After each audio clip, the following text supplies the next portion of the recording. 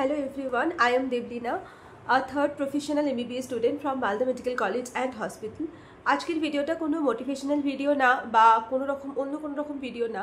এই ভিডিওটা জাস্ট আমার personal thought process NEET 2025 paper দেখার পর আমার যেটা মনে হয়েছে। অ্যান্ড আমি প্রায় অনেকজনের সাথে কথা বলেছিলাম এবং ইউটিউব কমিউনিটি পোস্টেও একটা পোল দিয়েছিলাম। সেই পোল থেকে আমি যেটা বুঝতে পেরেছি যে 2024 বা 2023 থেকে কতটা আলাদা এবং কাট অফ কী যেতে পারে আমার যেটা মনে হয়েছে। আর আমার যে পার্সোনাল একটা ব্রেকডাউন বা তোরা যে অনেকে বলছিস যে দিদি পরীক্ষা খুব খারাপ হয়েছে, এই যে একটা বড় ব্রেকডাউন হলো নিটের বাচ্চাদের, সেখান থেকে আমার যেটা মনে হয়েছে আজকে সেটাই শেয়ার করব। আমি খুবই অখুশি নিট 2025 পেপার দেখে।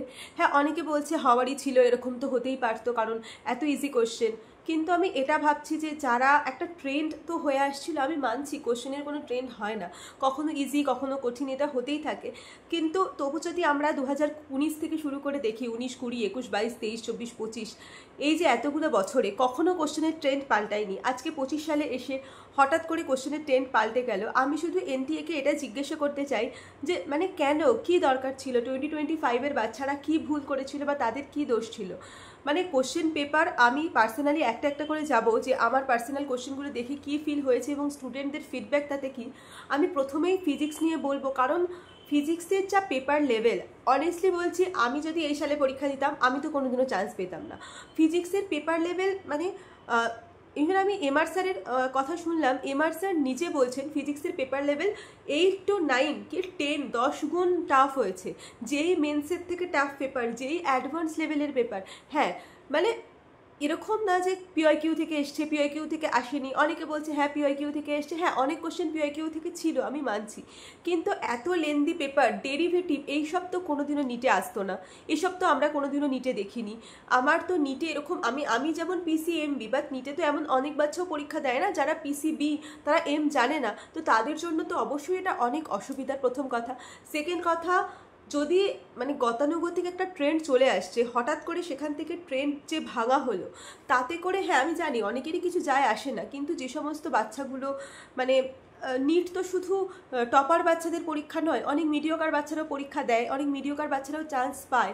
তো তাদের যে মনটা ভাঙলো, তারা যেভাবে মানে একটা খুব বাজে রকম সুইসাইডাল টেন্ডেন্সি আসছে তাদের মধ্যে, তারা ফ্যামিলির কাছে কী করে মুখ দেখাবে বুঝতে পারছে না। তো এই যে সিচুয়েশনটা ক্রিয়েট হলো, আমার মনে হয় এটা না হলেও পারতো। অ্যাটলিস্ট একটু অন্তত মানে পেপার লেভেলটা ঠিক রাখা উচিত ছিল। ফিজিক্স পেপার ভীষণ টাফ ছিল।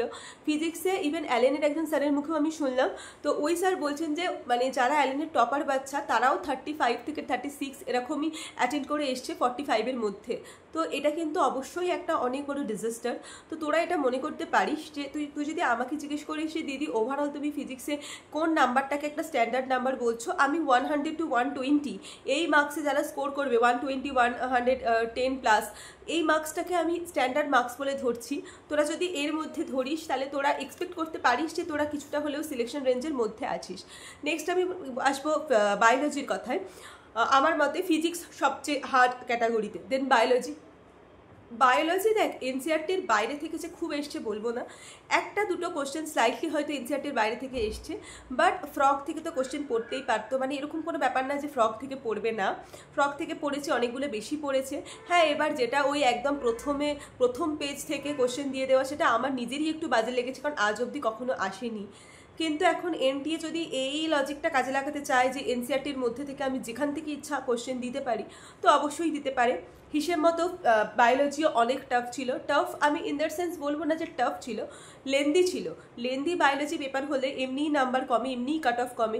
তাও যদি তুই বলতে চাস আমাকে যে দিদি তবু তুমি কত বলছো, কোন নাম্বারটাকে সেফ মার্কস ধরবো, দেখ অনেস্টলি সেইং বায়োলজি নিয়ে কিন্তু আমি বেশি কমাতে পারবো না, কারণ বায়োলজি অলরেডি কিছু বাচ্চা থাকবে যারা 330 কাছাকাছি নাম্বার করবে।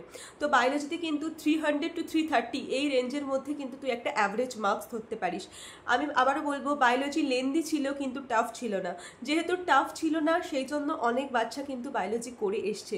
এটা শুনতে হয়তো একটু খারাপ লাগতে পারে, কিন্তু এটাই ফ্যাক্ট। মানে আমার মনে হয়েছে পেপার দেখে। হ্যাঁ আমি মানছি কোশ্চেন বাজে, কিন্তু বিশ্বাস কর 21 সালেও আমার আমার পরীক্ষা দিয়ে মনে হয়েছিল কোশ্চেন অনেক বাজে এসেছিল, কিন্তু তারপরেও 20 সাল থেকে কাট অফ 4 নম্বর বেড়েছিল। তো এটা ওরমভাবে বলা যায় না যে কোশ্চেন টাফ আসলেই কাট অফ বাড়বে, আমি বা হ্যাঁ মানে কমবে, সরি কাট অফ কমবে এটা বলা যায় না। তবুও আমি যেটা কনক্লুশন আমার কাট অফে সেটা আমি আজকে ক্লিয়ার করব। এবার আসি কেমিস্ট্রির কথায়। কেমিস্ট্রি নিয়ে আমি খুব একটা বেশি কোনো কমপ্লেন কারোর কাছে শুনিনি। পেপার দেখে আমার লেগেছে মডারেট, ইজি কিন্তু নয়। প্রত্যেকবার যেটা হয় physics easy, chemistry easy, biology hard, physics hard, chemistry easy, biology easy. এবার কিন্তু কোনো পেপারকেই ইজি বলা যাবে না। এবারের মোটামোট পেপার হচ্ছে মডারেট না hard, actually paper level hard, কিন্তু কেমিস্ট্রিটা আমার মডারেট লেগেছে।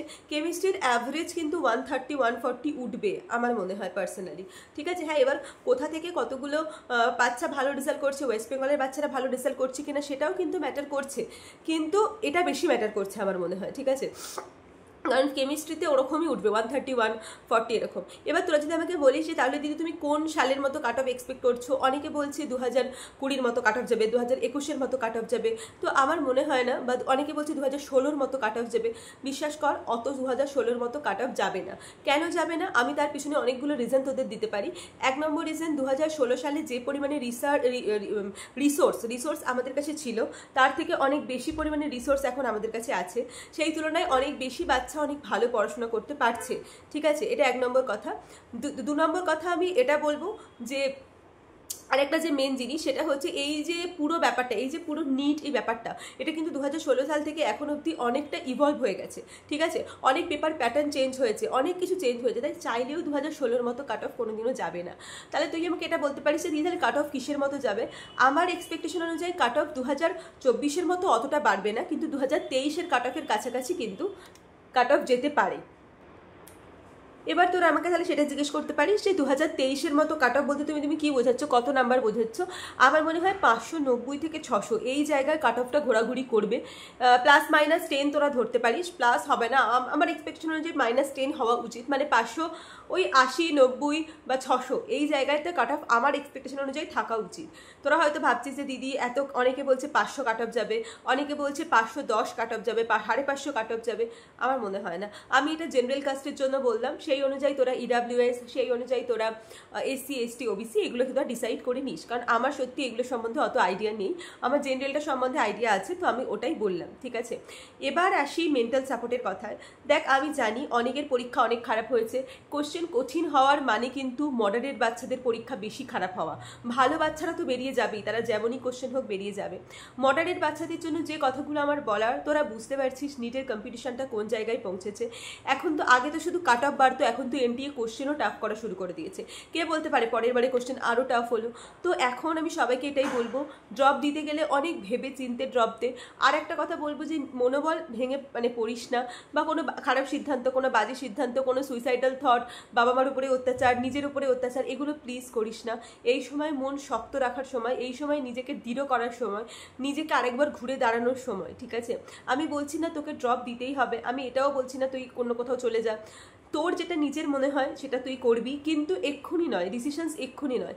একটু সময় নে, কদিন নিজেকে টাইম দে, 10 থেকে 12 দিন নিজেকে একটা গ্যাপ দে, দিয়ে একটু মুভি দেখ, একটু ঘোরাঘুরি কর, একটু নিজের মনটাকে এই এক্সামটা থেকে বের কর।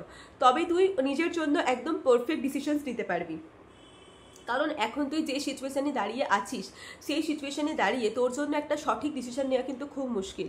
2025 পেপার দেখে সবচেয়ে মানে খারাপ সিচুয়েশান, ছেলেমেয়েরা কাঁদছে। আমি জানি না এনটিএ এটা কেন করলো, কি মজা দেখতে চাইলো, কি মজা দেখতে পেলো আমি জানি না। যাই হোক, তো এটা আসল কথা বলার নয়। আসল কথা বলার হচ্ছে এটা নিজের মনকে শক্ত কর, নিজেকে দৃঢ় কর। আর কি করবি কি না করবি সেটা তোরা আমাকে জানা, ডিসিশনস জানা, কমেন্টে জানা, পার্সোনালি ইনস্টাগ্রামে জানাতে পারিস, মেলে জানাতে পারিস, যেখানে তোদের সুবিধা হয় সেখানে জানা। আর এটাও জানা যে এই যে এক্সাম তোরা দেখলি, বা এই যে এক্সাম নিয়ে তোদের এক্সপিরিয়েন্স কি, তোরা কি কি জিনিস ফেস করেছিস, তোরা এক্সাম দিতে গিয়ে কোন কোন ডিফিকাল্টি ফেস করেছিস। আমার নিজের পার্সোনাল খুব জানতে ইচ্ছা করছে যে তোরা অ্যাকচুয়ালি কী কী ডিফিকাল্টি ফেস করলি।